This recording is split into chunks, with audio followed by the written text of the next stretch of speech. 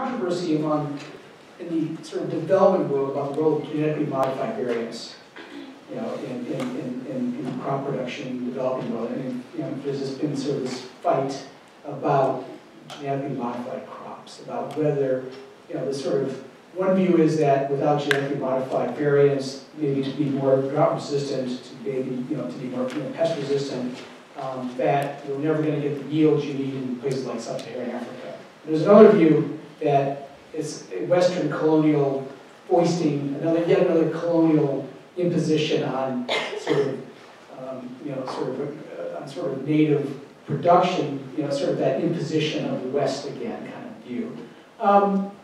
But clearly, I mean, this whole notion of the role of science, the Green Revolution Part 2, the question of the role of genetically modified crops and all this. What do you think about that debate?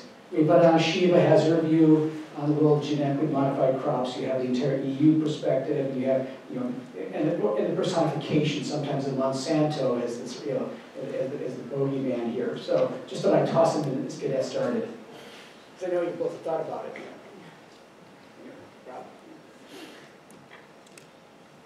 Well, the two polar opposite positions that you laid out are both wrong.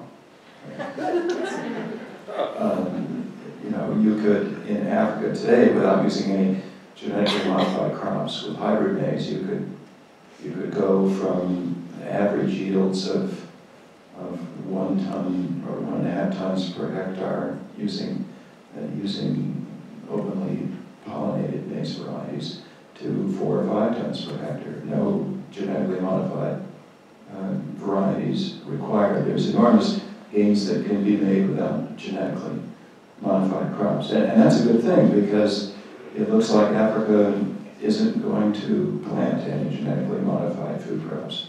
And it's not yet legal in any sub-Saharan African countries, except the Republic of South Africa, to plant any food or feed crops in a genetically modified form. Only cotton, and in only one country, Burkina Faso. So Africa has essentially criminalized this technology.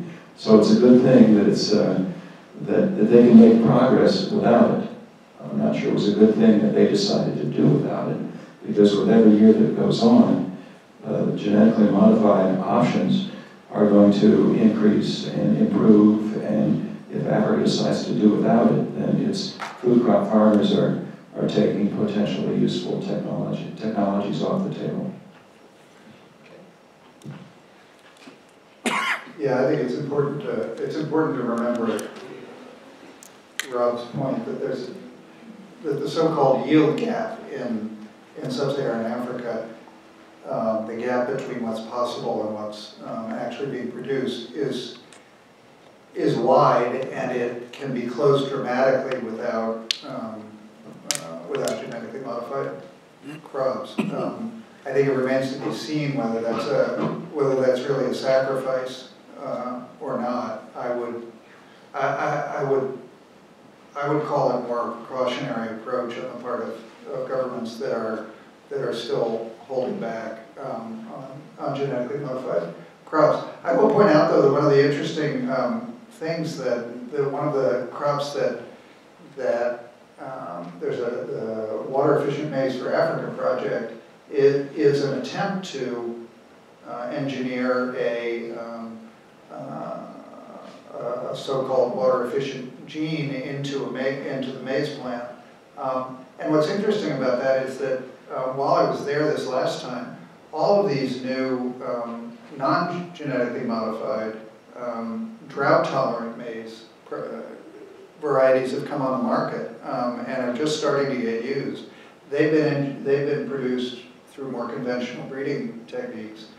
They've been produced by the international, largely by the international consortium that Rob's a part of, and through dedicated crop research. And so the Drought-Tolerant Maize for Africa project is now has a whole bunch of seeds on the market. Some of them open pollinated, so they can be replanted year after year, reducing costs to farmers. And I think it'll be interesting to see how effective those are. I think we're still waiting to see in trials. They've been very effective. So that would even make the selling point of a genetically modified water efficient maize a little less of a selling point. There are alternatives, which is, I think, the point here. Hi, I have two questions. The first, I'll start with Mr. Weiss. I am a big advocate for holistic management and for using grazing animals to restore soil quality. So I was just wondering, I noticed you didn't mention that in your discussion of like the various methods that we can see greater crop yield in parts of Africa. I was wondering if there was a reason you didn't mention that. Didn't mention what? I'm sorry. Holistic management and using grazing animals to restore soil quality.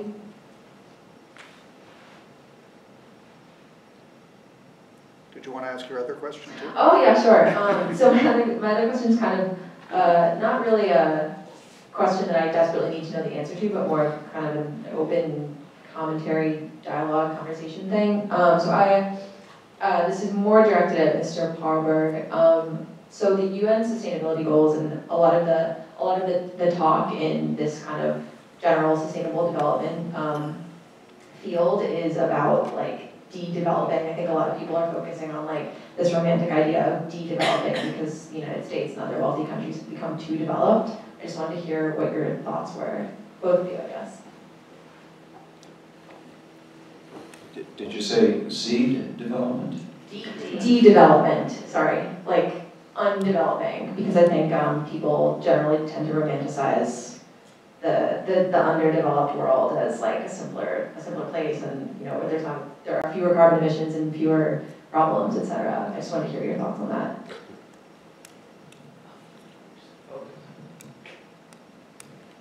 Well, I hope I didn't romanticize the poverty that first girl was living under. I think if that's the end point of de-development, I don't want to go there, and I don't want to force anyone else to go there. I'm interested in going in the opposite direction. And you don't have to go to 10 tons per hectare maize yields like in the United States, but you can go from 1.5 tons per hectare to 4 tons per hectare. Your income will go up, your ability to afford food, medicine, clothing, and schooling for your family will increase, and your children will escape deep poverty, and you'll join the global middle class. And I don't see any good reason to block that option from being made available. Yeah, I mean, I think I didn't mention grazing.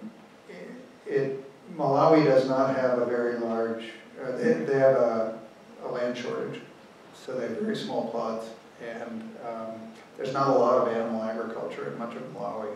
I think in other parts of Africa you see much more, you see that as being much more of a possibility, and where smaller grazing animals, like goats and sheep, are, I think you do start to see some efforts to try to use integrated management practices. In Mozambique, I saw a little bit more of that, although you don't tend to see very many diversified farms. You do tend to see livestock raisers, but they tend to be smaller scale and part of the community, and so the benefits of manure being distributed and sold within the community is a part of that practice. You both mentioned I hate Mike, sorry. You both mentioned a food price crisis in 2009. I'm just curious what that came from. Was that related to the general financial crisis that was also happening? And secondly, given that the population of Africa is growing and the food production is not, what does this portend? Okay, the food price crisis actually began in late 2007, and the peak of the price spike was in 2008. And then the financial crisis came along and prices came down a little bit. But then there was another spike in 2010. It was caused by a combination of factors, including sustained rapid economic growth in demand for all commodities, not just food, in places like China and India, plus a dwindling of stocks, plus a macroeconomic effect. Very low interest rates in the United States had triggered a number of speculative bubbles, initially in real estate, and then in equity markets, and eventually in commodities. When people start to expect inflation, they move their assets into things like real estate and commodities. And so there was a real estate boom, there was a commodities boom, not just food, oil. Remember 2008 was the peak of the oil price spike also. So it's a macroeconomic effect, not really a global shortage of food. And it was almost entirely limited to the price of internationally traded foods. And it became extreme when some exporting countries, in order to keep inflation in check inside their border, banned exports. A number of Asian countries banned the export of rice, including India. And so the price of rice tripled on the world market because there was less rice available on the world market for importers, and so the price on the world market tripled. But the price of rice inside the domestic market in places like India or China barely moved at all. That's why there was no hunger response. In some import-dependent countries, especially in West Africa, that imported a lot of rice from the world market, the price of rice in urban centers increased dramatically. And there were riots. And that caught the attention of the press. And they assumed that there had to be starvation in the countryside. But those urban food economies are not very well integrated with the countryside because of poor infrastructure in particular. And your other question? With rising population and no increase in Okay. Well, as Tim pointed out, some of these countries are importing more now, in part because their population is going up, demand is going up, and the productivity of their farming is not going up fast enough. But what typically happens, if you can't produce more food on the land that's already cultivated by increasing the yield, you're driven to do something that's environmentally destructive, and that's to clear more land.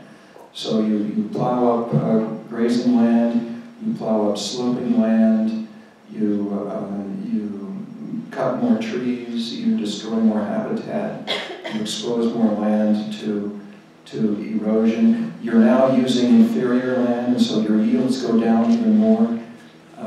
In Tanzania, where yields of maize have not been increasing, and while population has been increasing, the area in Tanzania that's planted to maize has more than doubled. So you engage in environmentally destructive practices to grow the food your population needs instead of in environmentally sustainable practices. Yeah, and I think one of the perverse side effects or impacts of the kinds of subsidy regimes that countries like Malawi and Tanzania as well have, which tend to favor maize, is that you subsidize a crop and people shift into that crop because it's subsidized. They can get a higher price. In effect, they can make more money on that crop. It's tended to increase. We're doing some research on this to look more broadly at how the input subsidy programs in the region have impacted sort of why they've resulted in production increases, but not always such strong yield increases. Instead, driving more land into maize. The only thing I add to what Rob said about the food price crisis is that the other shock to the international system was the dramatic increase in biofuel production.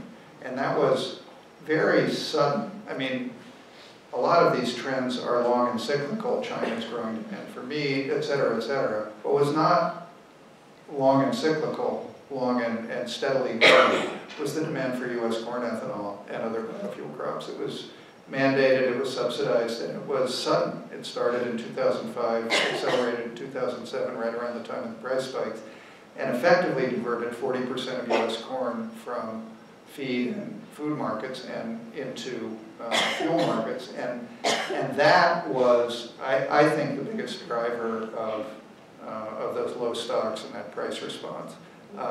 What you see now is that the rate of growth of biofuel demand has slowed quite a bit. And I think essentially markets have adjusted to that new level of demand in biofuels markets.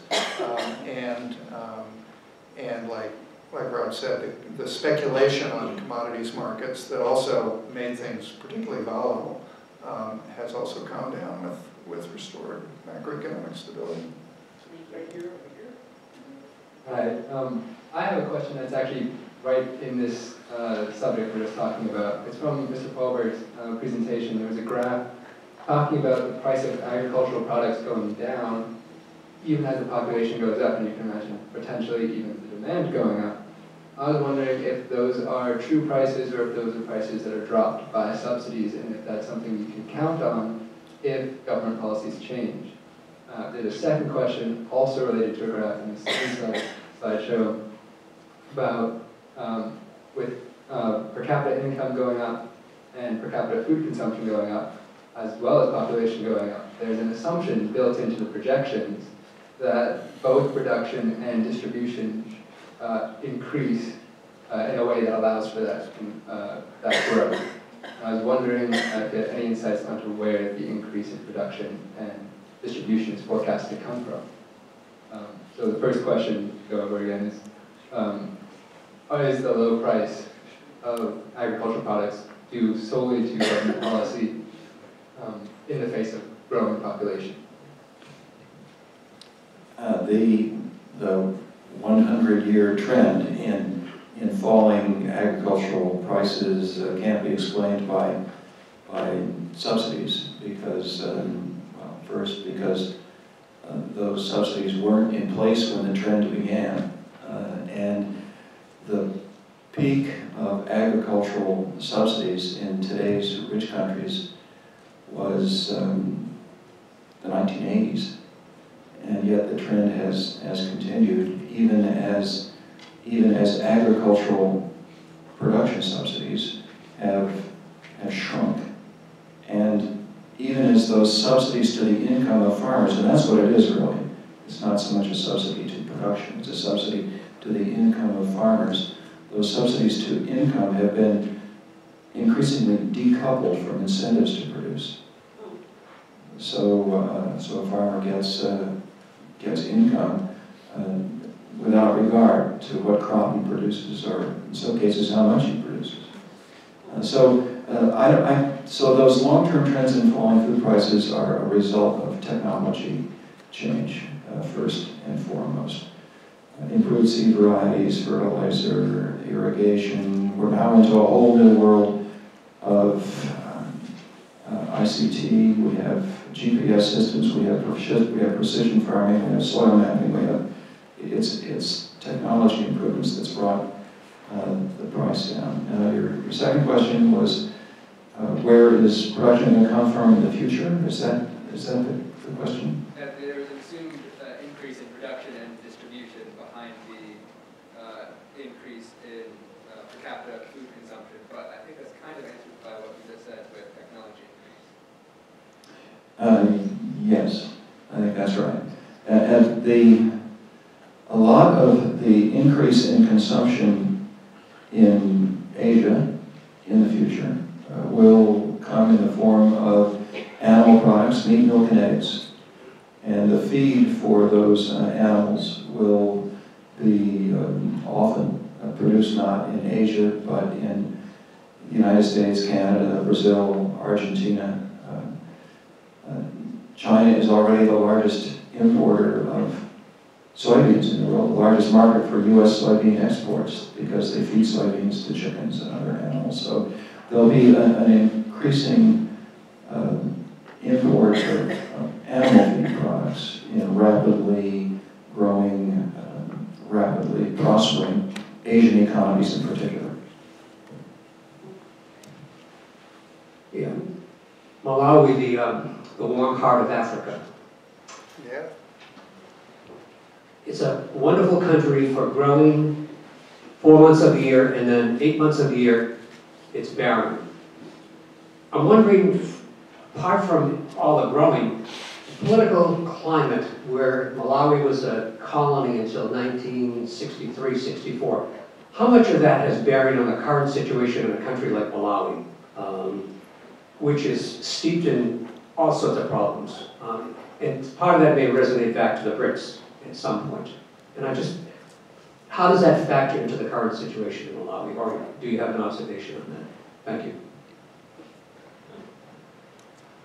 Yeah, I don't know that I could shed a lot of light on, I mean, that's a big question. And I take it, you've been there. If you know it's dubbed itself the warm heart of Africa, it very much is. I encourage everyone to go if you get the chance. It's a beautiful place. I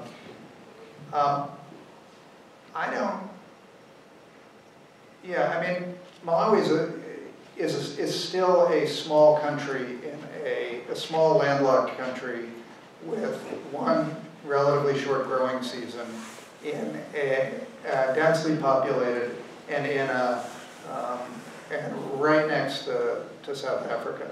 So its development prospects are very much conditioned on its status as an agricultural country in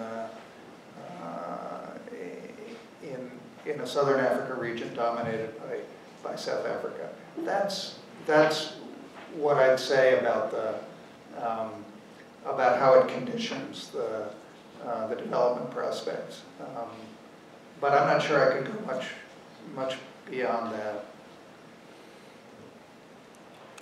The one time I was in Malawi, my memory's not very good about this, but driving from a long way south, there was a vast lake.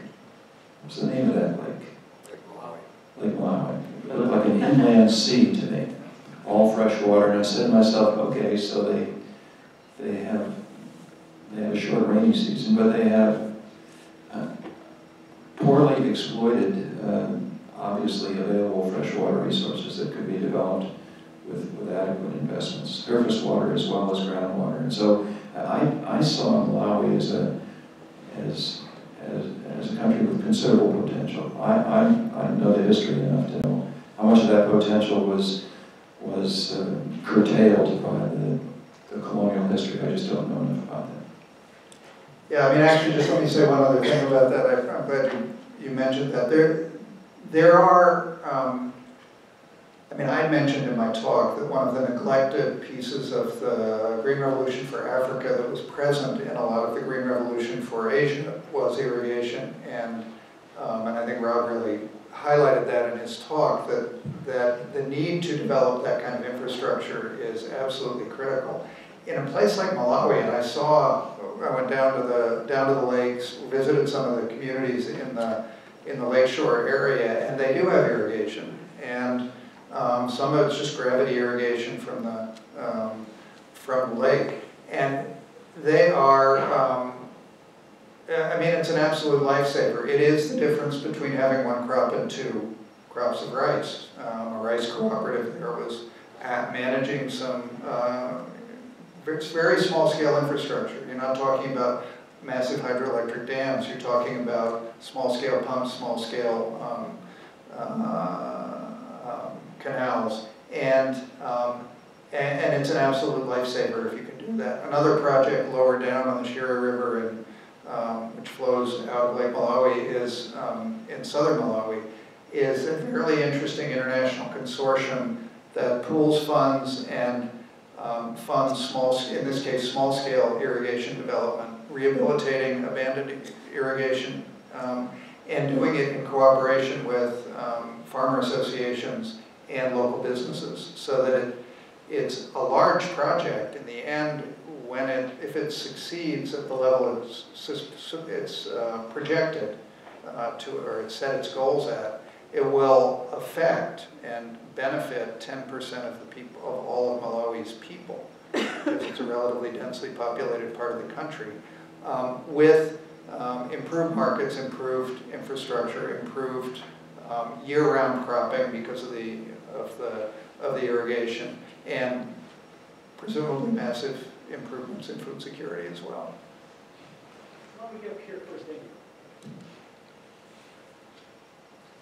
Professor Paarlberg, my recollection is that starting in the 60s and going through the 70s, with lots of World Bank encouragement, all but 3 African countries abandoned food first agricultural development policies.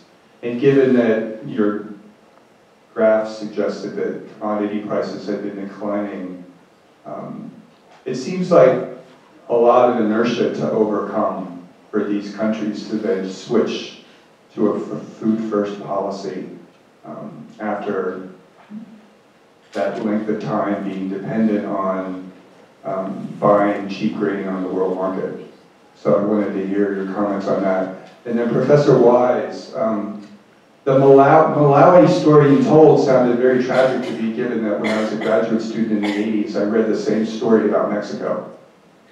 The exact same story. You know, the technology bundle, and then gradual impoverishment because that dependence on fertilizer was way more than small-scale farmers could absorb over time, and probably growing corn as well. So I'm wondering about information sharing or amnesia, or what was going on there in terms of the same experience happening in 2 different places, and not really sort of learning from one another.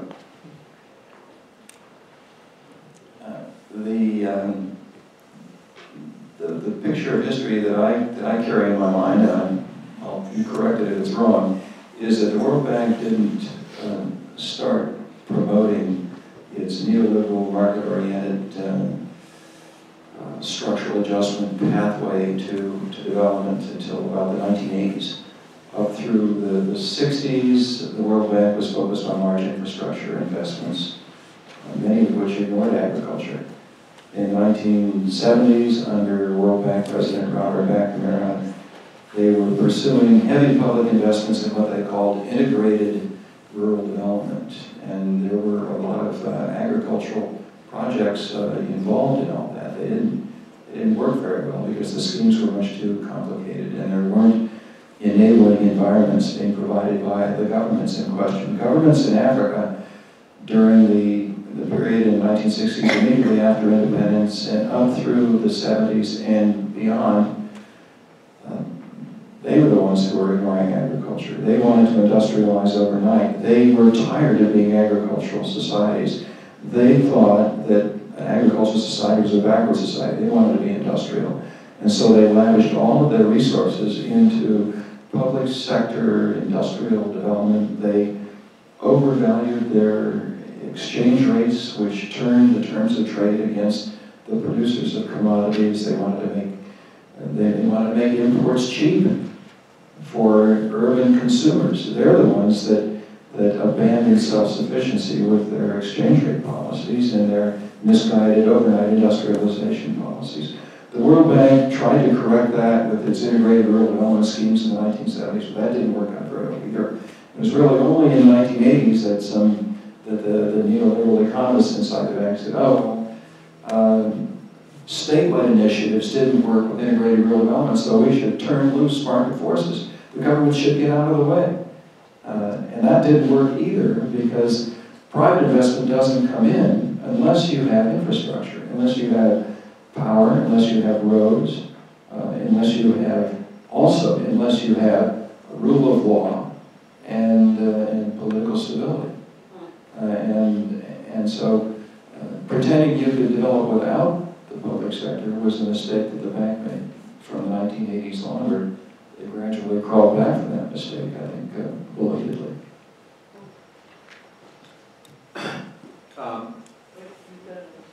got, good, Yeah, let me just quickly respond on Mexico. I mean, I don't know that it's quite, I mean, Mexico has managed to become a middle-income country. It's managed to develop part of its agriculture into something that looks a whole lot like Iowa.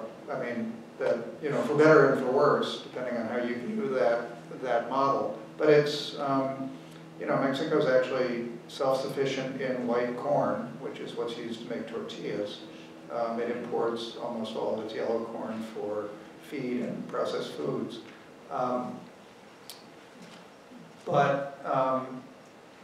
You know, I actually think I've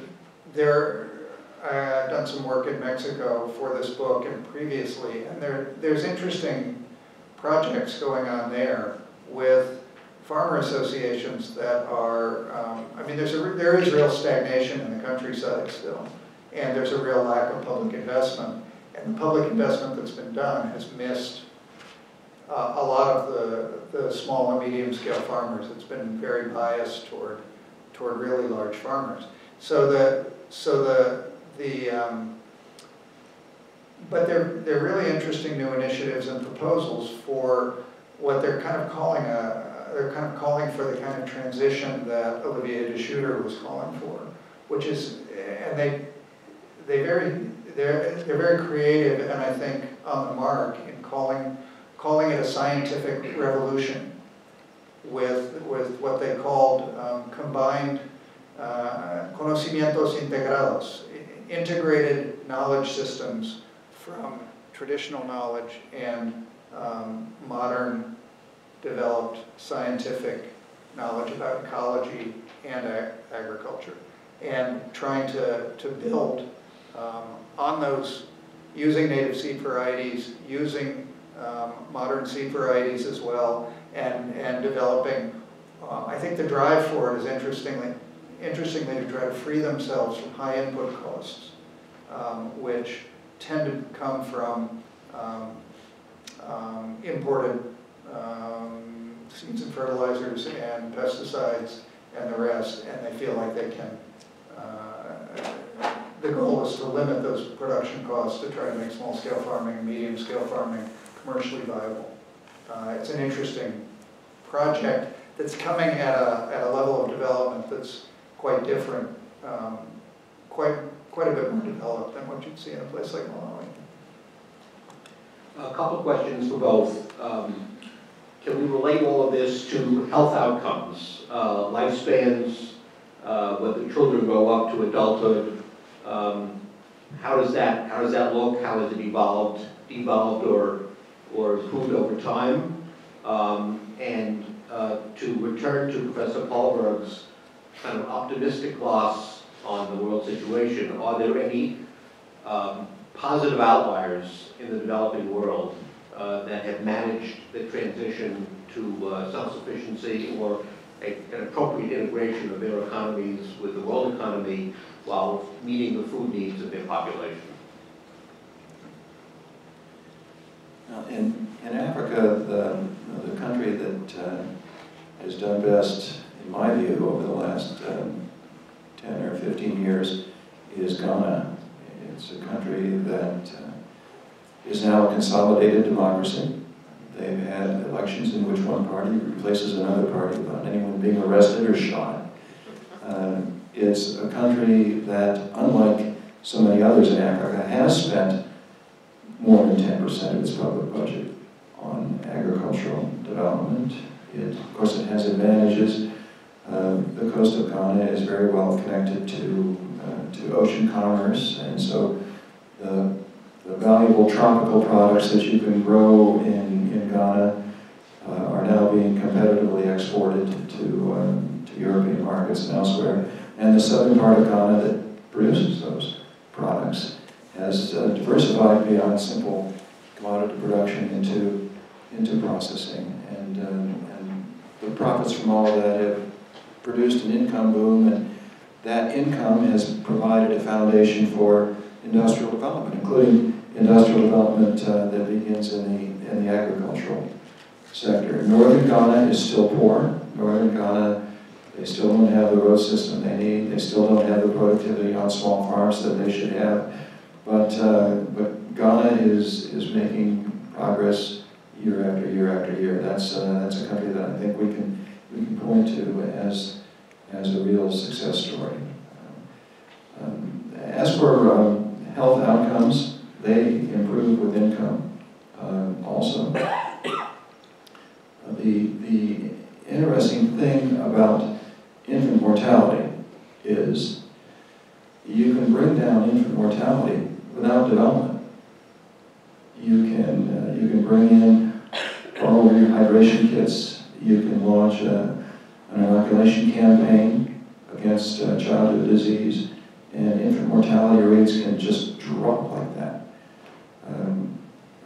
Birth rates don't drop that fast, and so you get a huge surge in population. And the trick is to accelerate an accompanying decline in birth rates, and that usually doesn't happen simply by making modern contraceptives available. That usually happens only with urbanization and only with education for girls and employment opportunities, mostly in urban settings, for women. Once you can keep girls in school, that postpones marriage and shortens the number of years of childbearing. That brings down birth rates. Once you give employment opportunities to women, that increases the opportunity cost of keeping them at home tending young children, and that tends to bring birth rates down as well. And so, and then income is going up, and then access to health care improves, and health improves as well. And this is a pattern that's of course, we've seen this long ago in places like East Asia and Southeast Asia, and with variations in China. We're seeing this in large parts of India, and it's beginning in Africa. Yeah, I mean, the only thing I'd add to that is that the contradiction that I saw as I was researching this book in parts of Africa was that even where, like in Malawi, even where there was a significant increase in the production of the main staple crop in the country, there wasn't a significant increase in improvement in health outcomes. And that was disturbing. And somewhat surprising to a lot of the people, certainly Malawi, but even some of the international experts. It's not actually an unusual outcome. Zambia has probably been more successful increasing its staple crop production of corn, and has much higher and more unchangeable malnutrition indicators and health indicators than Malawi does. So I think the trick, and I go back to the teachings of my new colleague at the Small Planet Institute, Frances Moore Lepay, who made her name making the point that the cause of hunger isn't scarcity. The cause of hunger is a lack of democracy. It's a lack of distribution and broad scale sharing of the resources that are out there, including food resources, but poverty, but financial resources as well. In terms of success stories, I actually think the interesting models, or the interesting recent experiences that are worth looking at are outside Africa, and Rob may have some, probably has much more experience looking at these than I do. But Vietnam and Thailand have both, Vietnam's interesting because it took an entirely small-scale farmer base in rice production and went from some disastrous policies right after independence and reshaped them to become one of the global powers in rice exports, rice production and exports. Thailand took, again, a significantly smallholder base and through investment in that base, or replacement of it with large-scale agriculture, became an export power as well. And I think there's a lot to learn from those experiences. China's own experience is interesting in that regard too. Let me ask a sort of question that we haven't really touched on. Ralph talks of food security as like aid, and and in the last Farm Bill, the one thing that the Obama administration tried to do was redirect how U.S. food aid works, away from shipping bunches of U.S. commodities on U.S. flagged carriers, and to countries, but and toward more sending money so people can purchase local foods, in place. And that was, of course, undercut by the combination of the domestic farm groups and the shipping industry. They got a little bit in there, but is there any evidence that U.S. aid policies exacerbate some of the on-ground difficulties of production in these countries? I would say much less than in the past, in the 1950s and 1960s, when U.S. food aid programs were motivated by a desire to get rid of government-owned surplus stocks. Then some countries were flooded with food aid without much regard to the impact on local prices and incentives for local farmers. But those government-owned stocks were gone by the 1960s, and the food aid program since then has been calibrated, I think, more effectively to local needs rather than surplus disposal. The attempt to rely more heavily on local purchase rather than the delivery of U.S. commodities is, of course, as you point out, resisted by the shipping lobby and also by the farm lobby. It's also, unfortunately, resisted by some in the NGO community who have become regrettably dependent on the monetization of food that they get from the U.S. government to pay their local bills. They get food shipments from the U.S. government, sell them into the local market. The local currency then is theirs to spend. It's a source of budget support for them that they wouldn't want to give up. They like to be in the loop, and so they as well fight against local purchase. Yeah, I mean, I think that's right on target. I mean, the one thing I want to add to that is that where before, I mean, I think what you're referring to is the worst era of agricultural dumping, the actual dumping of surpluses that we had in the United States and that we would send to countries, and irregardless of what impact that would have on local markets. And I think that has improved significantly. What still remains, and this is where where I keep thinking about that graph of food dependency on imports, is that you really can't develop your agriculture if farmers aren't getting a decent price for their product. There's just no accumulation of wealth, gradual, slow accumulation of wealth in the countryside. There's no investment. And so there has to be a mechanism to ensure that farmers get a decent price, and that price is somewhat dependable, because if it's not dependable, then they're not going to invest. They're going to hang on to what cash they get and not invest in their farms. And so it's a little bit of a lost discussion how agricultural policy can stabilize prices at a remunerative level for local farmers. China did that, actually, in its own agricultural reforms prior to liberalization and globalization. And that made a huge difference. I think it's considered suspect because it has the government pulling levers and playing that role of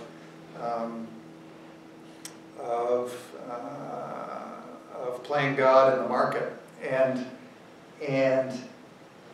those fears are absolutely real. It goes wrong a lot of times, but somehow you got to find a way to make sure that farmers are getting a decent price for their goods. And what India is doing now, and we'll see how this plays out, is their national food security program is intending to address chronic nagging food insecurity and malnutrition issues by providing a minimum staple ration to over 800 million people. They're doing that by a procurement program, and this is what ran foul of the U.S. government's calling it a subsidy to farmers. They're paying a support price to buy staple crops, mainly rice and wheat, from small farmers.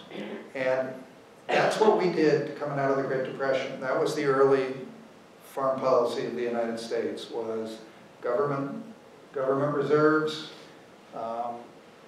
purchases at support prices from farmers that help them get out of poverty and build up their productivity, and distribution of the stocks to alleviate poverty in the country. At an early stage of development, that's a really appropriate thing to do if it can be managed well without undue corruption. The one thing it does that is that missing link that I just mentioned, is for a significant number of farmers it pays a support price that they can rely on, that they have, they know that the government truck is going to come to this square in this town and buy their crop for a minimum price that they can count on. That gives them some security to invest in their farms and improve their productivity. We'll see how it works. Sophie, last. Go ahead. We got you go first. You haven't asked me. Hi, this is for Professor Paarlberg. We actually read an article you wrote called Attention Whole Food Shoppers, and it seemed to me to criticize those who prioritize buying organic, sustainably produced food, specifically like shopping at Whole Foods. So my question is shopping at Whole Foods negatively impacting developing countries, or are you simply suggesting that this food system won't work in developing countries? And what actions can we take as consumers to support global food security? Okay, that article appeared in Foreign Policy magazine, and foreign policy editors chose the title. I did not, so it was never my intention to say anything nasty about Whole Foods markets. I buy my meat products at Whole Foods markets because I think their animal welfare standards are superior to those that I could get at some other supermarket. My argument in that article was against the idea that organically grown food was the best thing for Africa. Organically grown food means you don't use any synthetic nitrogen fertilizer at all, zero. And as I pointed out in my visual, Africa today is using almost zero nitrogen fertilizer. Many farmers are using zero and could be certified organic tomorrow. And yet their yields are far too low to give them the income that they need to escape poverty. If you were to impose organic farming on Africa, there would be more soil nutrient depletion. There would be a drop in yields. It's an approach that can work on demonstration plots. If you have enough labor, it can work on farms, if you have a lot of livestock, providing you the manure that you need to compost, and if you have the labor, if you have the time in the day to compost the manure. But I thought it was an illusion to imagine that going from almost no nitrogen fertilizer to zero nitrogen fertilizer would be a smart move in Africa. Last call. Hi, thank you so much for coming to speak. I really enjoyed listening to you. My question is for Professor Wise. Going back to your Malawi faltering miracle chart, when the yields fell so sharply in 2005, what prompted them to continue the practices? I'm sorry, could you Like in that chart, the yields fell so sharply in 2005. So you mean 2000, 2015? 2000, it was, okay, sorry, 2015. Well, no, it fell really sharply in yield. Oh, you mean? And then it rose in 2007. Oh, yeah. And then it rose in Sure. 2007, but before that. Yeah, no, it was a combination of things that caused well, there'd been what was called a famine because 1,000 people were estimated to have died from it in Malawi, the worst in memory in 2002. In 2003, they had another bad harvest. In 2005, they had another bad harvest. Weather impacted that, but the other things that impacted it were that the government had been persuaded to sell off its emergency stocks of grains, and the government had been persuaded to withdraw what was a relatively small input subsidy program with subsidizing fertilizer and seeds in the early 2000s due to, in structural adjustment programs. Essentially the kinds of neoliberal policies being recommended to get the government more out of the marketplace and to let the market work. Those drops were both weather-induced and measures of the lack of resilience in the country because those compensating policies really weren't in place. It was that 2005 drop that made the government say, enough's enough, we're not going to do this again, we're not going to be on the food aid dole anymore, we don't care if you threaten us, you donors, we're going to have an input subsidy program, and we're going to put seeds and fertilizers in the hands of our small farmers. And that's what they did. On the sell-off of the stocks, I wouldn't want to let the government off the hook completely. The IMF told them they should sell off half of their stocks, and so they sold all of their stocks to their cronies. So that when the price spiked up in the market, their cronies made a lot of money. And I'm sure there were kickbacks.